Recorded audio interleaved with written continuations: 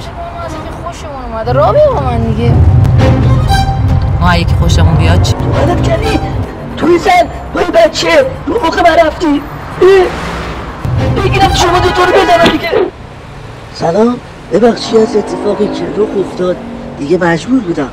من فیلم‌هاستم با برنامه میز نقد خواهیم پرداخت به بررسی فیلم زن و بچه سعید روستایی که مورد پسند من اصلا نبود. سلام دوباره.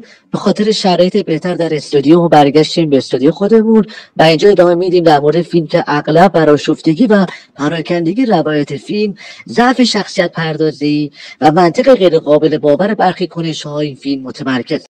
با وجود بازی قوی پریناز ایزدی‌ها و تصویرگری واقع‌گرایانه و فشارها بر زنان، فیلم به دلیل ناتوانی در پرداخت کامل به تمام موضوعات اجتماعی مطرح شده، به اثری گم شده و بدترین فیلم روستایی بدل شده است.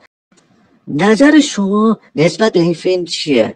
نظرتون رو زیر همین پست برای من بنویسید. ممنون.